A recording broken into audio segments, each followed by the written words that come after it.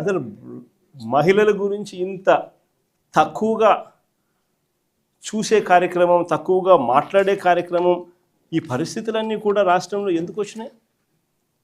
ఆశ్చర్యం కలిగించే విషయం. ఇంతకుముందు ఎప్పుడు జరగల. కోడూరు ఎమ్మెల్యే ఆరవ శ్రీధర్, అసలు నాకు నిజంగా ఆశ్చర్యం అనిపిస్తుంది. జనసేన ఎమ్మెల్యే అంట మోసం చేశాడని, అత్యాచారం చేశాడని చెప్పి పాపం ఆ పాప ఆందోళన చేస్తూ ఉంటే ప్రతి ఒక్కరికి కంప్లైంట్ ఇస్తే ఆ పాపను కొడుతున్నారు. ఆ పాప రోడ్డెక్కితే ఆ పాప రోడ్డెక్కి నాకు అన్యాయం జరిగిందని ఆ పాప చెప్తే ఆ పాపను కొడుతున్నారు పోలీసుల సమక్షంలో. ఇంకొకడు నర్సరావుపేట ఎమ్మెల్యే, ఇంకొకడు కళ్ళ ముందరే కనిపిస్తుంది. ఎస్పీ ఆఫీసుకి పోయి బాత్రూంలోకి పోయి డోర్ కట్టేసుకుంటాడు. అసలు ఎస్పీ ఆఫీసులోకి పోవడం ఏంది, బాత్రూమ్ లేకపోయి నువ్వు డోర్ గడేసుకోవడం ఏంది, డోర్ గడేసుకొని నువ్వు స్ట్రైక్ చేయడం ఏంది? దానికి చంద్రబాబు నాయుడు పంచాయతీ చేస్తాడు. పోయి లోపల బొక్కలో వేయకోకుండా చంద్రబాబు నాయుడు పంచాయతీ చేస్తాడు. ఇంకోడు చూస్తాడు బిఆర్ నాయుడు అని. ఇంకోడు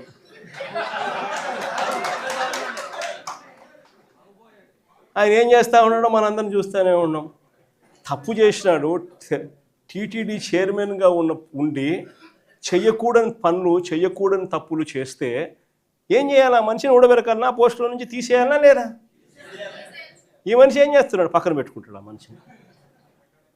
ఆ మనిషిని పక్కన పెట్టుకొని తిప్పుతున్నాడు. అసలు ఎంత దారుణంగా తయారైపోయినారు అని అంటే ఆశ్చర్యం కలిగించే విషయాలు ఇవన్నీ కూడా. ఇంకొకరు కేజీబీవీ ప్రిన్సిపల్, ఆముదాల వలస ఎమ్మెల్యే కూన రవికుమార్ అనేవాడు వేధించినాడు నన్ను అని చెప్పి ఆ తల్లి వచ్చి కంప్లైంట్ ఇస్తే నో యాక్షన్, పట్టించుకునేవాడు లేడు. ఇంకొకడు ఆడవాళ్ళకి అశ్లీలంగా ఫోన్లు చేసి, అశ్లీలంగా వీడియో కాల్స్ చేసిన గుంటూరు ఈస్ట్ ఎమ్మెల్యే నజీర్ ఇంకోడు సోషల్ మీడియాలో వైరల్ అవుతూ ఉంది.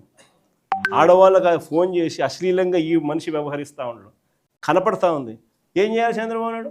యాక్షన్ తీసుకోవాలన్నా, జైల్లో పెట్టాలన్నా, కనీసం ఇట్లాంటి జరగకుండా అట్లా చేస్తేనే కదా ఇట్లాంటి జరగకుండా ఉంటాయి. No action.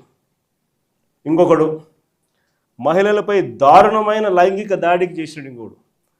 ఇంకోడు పేరు కోనేటి ఆదిమూలం.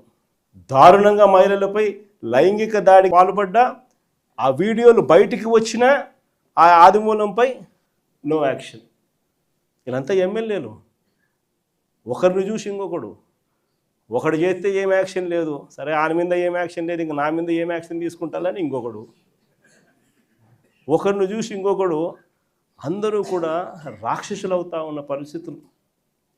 ఇంకొకడు సరే ఎమ్మెల్యేల కథ దేవుడు ఎరుగు. సంధ్యారాణి అని ఒక మంత్రి పిఏ మహిళలను లైంగికంగా వేధించినాడని చెప్తే ఆ పిఏ మీద కూడా నో యాక్షన్, పైగా ఆ మహిళ మీద కేసు. ఈ స్థాయిలో మహిళల పరిస్థితి రాష్ట్రంలో ఉంటే ఇంకొకడు చివరకు ఈ ఆంధ్రజ్యోతి రాధాకృష్ణ, ఈ మనిషి మాట్లాడే మాటలు. ఒకరిని చూసి ఇంకొకడు అంతా ఆటవిక ప్రపంచంలో అందరూ కూడా రాక్షసులై ఏ మాదిరిగా రాష్ట్రంలో పరిపాలన సాగుతోందని చెప్పడానికి ఇవన్నీ కూడా నిదర్శనాలు. ఇలాంటి పరిస్థితుల మధ్య రాష్ట్రంలో యుద్ధం జరుగుతూ ఉంది. ఒకవైపున ప్రజల తరపున, మంచి తరపున, ప్రజలకు మంచి చేయాలన్న ఆరాటంతో వైఎస్ఆర్సీపీ ఒకవైపున నిల్చుంటే, మరోవైపున రాష్ట్రాన్ని అన్ని రకాలుగా చెడు చేస్తూ రాష్ట్రాన్ని దోచుకొని తింటున్న తెలుగుదేశం పార్టీ మరో పక్క. ఇక్కడ యుద్ధం జరుగుతూ ఉంది. ఈ యుద్ధంలో ఖచ్చితంగా దేవుడు మన పక్షాన్ని నిలుస్తాడు. రేపు పొద్దున ఎన్నికలు ఎప్పుడు వచ్చినా ప్రజలు ఫుట్బాల్ దన్నట్టుగా దంతా తెలుగుదేశం పార్టీని